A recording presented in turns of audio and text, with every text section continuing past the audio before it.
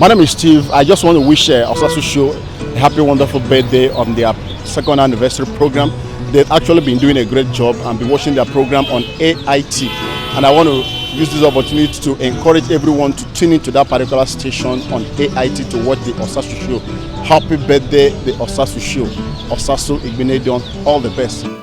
I wish the Osasu Show the best of everything that the operators have wished for themselves. The Osasu Show is a show of all times.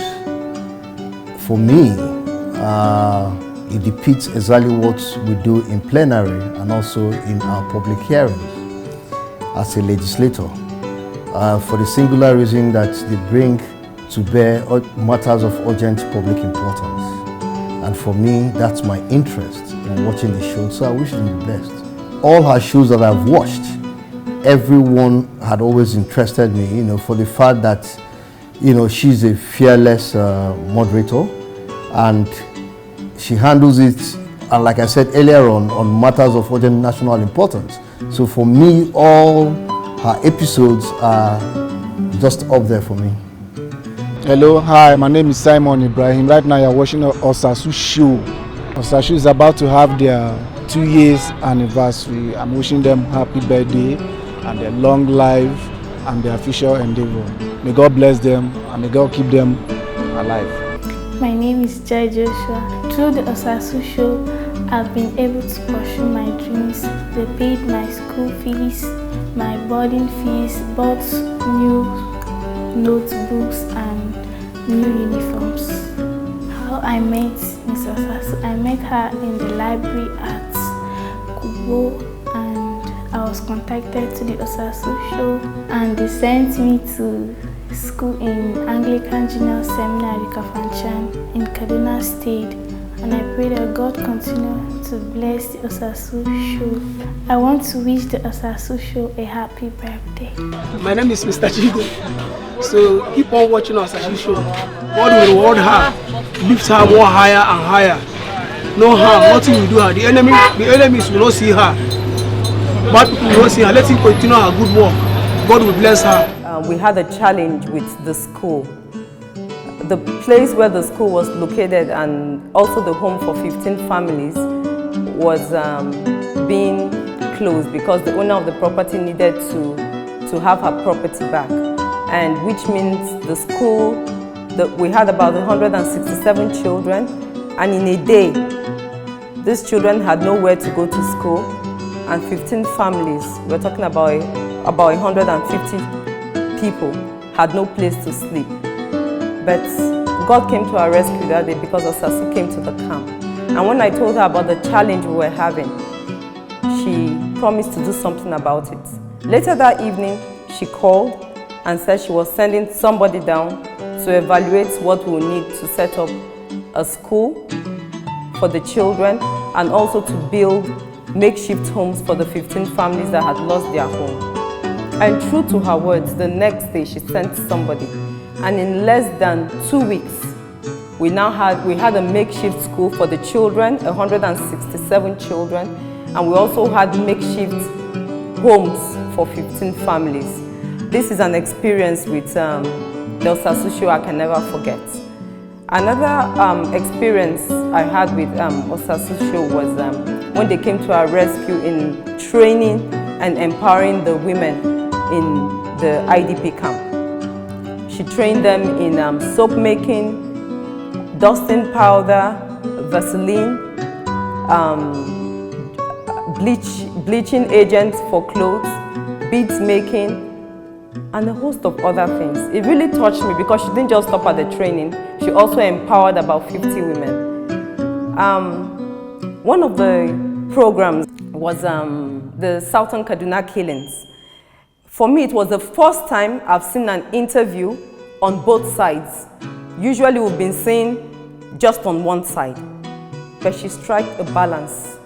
When she was interviewing them, I was like, oh God, I hope she doesn't use the wrong words, but she was absolutely fantastic. And for the first time, I got to hear, what could be the reasons why they've been having these controversies for so many years. And those are some of the things I can remember concerning the Osasu show. I just want to wish them a happy 2nd anniversary. And I can't believe this is just 2 years that you started and you've made so much achievements. I know the sky is just the beginning for you and you will go far. Thank you and God bless. My name is Erast Ayami. I am based in Abuja. And I have to say, you viewers out there, you should keep watching the Osasu show on TOS TV network. And another thing I also want to say is that the Osasu show program is going to, in a few days, I think in a few days, they are going to have their 2 years anniversary. And I will personally wish them the best of luck as far as this presentation is concerned, and many more grace to their elbow. And you guys should keep it up. I wish you strength. Thank you. Hello Nigeria, I am Honorable Sadago Festus Omoni, representing the ever peaceful people of Ogbe Federal Constituency, where oil was first struck in commercial quantities, Oleibri, oil well #1. Osasu show is a great program which I feel that we need to encourage Osasu show television, and I wish Osasu show a happy birthday, their 2nd anniversary, and I wish that Osasu show becomes one of the biggest television stations. They will have their own television station in the future. Well, like as the lizards, they say, lizard says, if you don't praise me, I'll praise myself. I came to know about Osasu show when we had a problem in my federal constituency where there was an oil spillage, and Osasu just came up on her own and aired it, and that was how a lot of people in Nigeria got to know that something like that was going on. And I think that should be my point of entry, for liking Osasu show, and I'm recommending it for everybody, because those behind Osasu show, I feel that they are trustworthy. They say they do what they say they can do, and I believe that they have a lot to offer Nigeria. My name is Vivian Amarachi Amadi, and I wish to commend you people on your good work. I've come across the TV show and it has really been an interesting one, encouraging people, changing lives, and I wish to say to them, happy birthday in advance. Good evening viewers, my name is Paul Ezebukun. You're watching the Osasu show. Keep watching the Osasu show on TOS TV network. Keep it locked down. I also want to give a shout out to all the staff. I want to shout out to Osasu, and I also want to wish them a happy celebration 2-year anniversary coming in a few days. I wish you all the best. Osasu show, I enjoy the Osasu show. It's inspiring, it's educating and motivating. And let me use this medium to say happy birthday to Osasu show, because we'll be clocking 2 years from any time from now. And I want to say, viewers out there, you guys should turn to Osasu show. Yo, my name is David Ote from Cross River State. As I said, you are so beautiful like somebody's wife. Happy birthday to TOS TV network. You guys are the best, man. You are championship. You are international championship, man. Undisputable is the title. I can't believe it. Keep it up. Happy 2nd anniversary, the Osasu show. You've done very well in 2 years.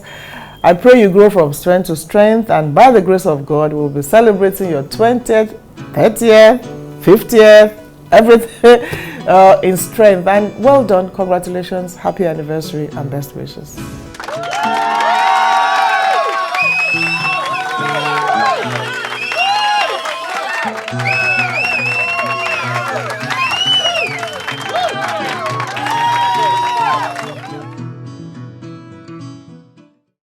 Hello everyone. everyone, and welcome to today's episode of the Osasu Show. We are in Accra, Ghana to cover the presidential inauguration of Nana Akufo-Addo. We're going to be speaking to everyday Ghanaians to hear their expectations of the new change agenda that's coming to Ghana. I'm here with Kwesi Bauchi here in Oxford Street, Accra, Ghana. Please correct me. What's the proper pronunciation of your name? Okay, you see, I didn't pronounce it right, but that's okay. Can you tell me some of the things you're looking forward to be implemented in this new administration of President Nana Akufo-Addo? Oh, so far, it's fantastic for Ghana people, all the people. Because all the Ghana people are waiting for the 3 months. Wait for Nana. He can accomplish everything in 3 months. He can do 3 months. Wow, he must be Superman. So I believe him. Yes. I believe Nana. That's interesting. Wow. Yes, ma'am. Wow. I know how Nana can do. Yeah. Yes, ma'am. Awesome. I know. But what happens if in 3 months he doesn't accomplish all? I believe him. Okay. I believe Nana, what Nana can do. Yes. That's why I believe 3 months. Say Nana can do this one for me. Okay. I mean, what are some expectations of this free education that is promised by President-elect Nana Akufo-Addo? Oh, we expect a lot from him because nowadays it's difficult for us to get it, our parents to get the money to pay our school fees. And as he said, if he come, he will implement that law for free education for SHS. It's really a thing that we expect him to do as general office. Okay. And how long do you think it will take him to implement this new law? 2 years. 2 years. Okay. So you're realistic. Some people we've spoken to have said 3 months or less that in accomplishing all the promises that he makes. So you're willing to be patient with Mr. President-elect? Yeah. Okay. Well, he needs the time. He needs the time. Okay. Do you believe he has the expertise? And based on his appointments so far, do you believe that the people he has appointed into his cabinet so far are capable of helping him accomplish some of these promises that he made? Yeah, I believe in him that whatever thing that he said during his manifesto launch, he will be able to do it.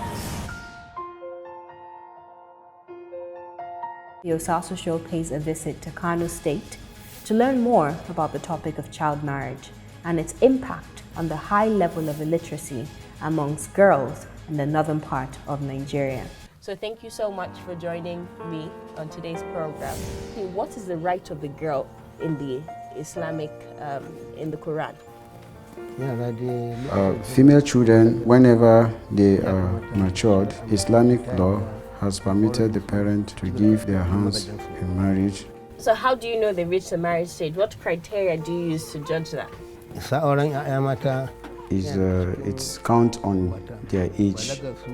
Whenever they are of 18, 17, 15 years, that's when we give them out for marriage. For instance, we were to combine these 3 laws and put under one law, and the law that children under the age of 18, women under the age of 18, girls under the age of 18 were not allowed to get married, that with your Islamic teaching support that action.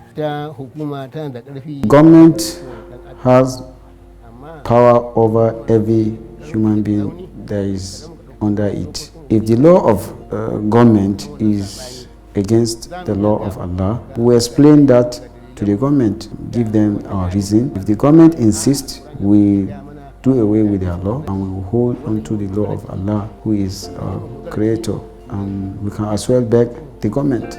Okay, so I would first like to ask the women. I know there are 2 young girls with us today who got married under the age of 18. So I would like to ask them, number 1, how they were when they got married, and number 2, if they're still married today. She got married when she was 15.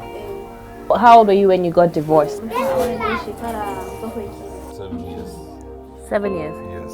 Plus 15, that's okay. 22. Okay, 22. Okay. Did you want to get married at the age of 15? It's not her wish. It wasn't If it is her wish, she would have loved to go to school, then after that. After gathering this information, we returned back to Abuja, where we spoke with the Chief of Education for the United Nations Children Emergency Fund, UNICEF. We discussed ways Nigeria can promote girl-child education in the North as a solution to early marriage. Welcome to today's episode of the Osasu Show. We are at Adagbo community in Agatu local government area of Benue State. Can you walk us through the event of what occurred when the Fulani headsmen came with their cattle into your community? In fact, the case started over 5 years back, and we don't know actually what was the causes of the problem between Agatu and Fulani. So we have been asking ourselves, and we didn't know what was actually happened. They used to come to our house even at night and kill about at least every day they must kill up to 500 or 500 people. And they burned around the riverside at least 3 to 4 years back. And this year, actually this thing has happened again. They killed, even at Adagbo here, they killed about 115, both boys and girls. Okay. Thank you so much for your time. Mrs. Lizzie, can you actually walk us through your own perspective of the issue that occurred here at Agatu? As you can see, even me, I lost my one son and one daughter. So they killed them just because we are running just to save. So, and then I plead for the government to assist us because we have no food to eat. There is no house shelter to live. We don't even have clothes. There is not even good water to drink. So I'm pleading with the government to assist us if they can assist us. And you see, there is no road, and we need security that will guide us because of the war.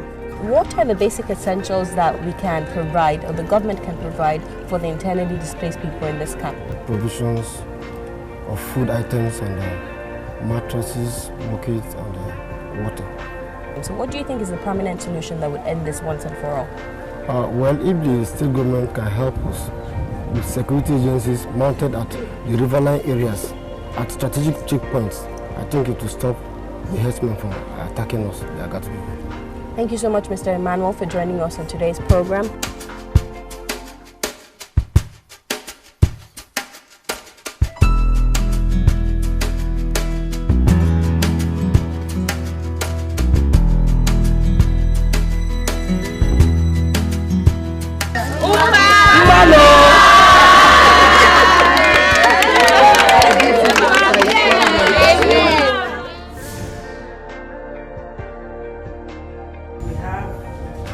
Journalist of international repute, Osasu, the comedian of Osasu TV show.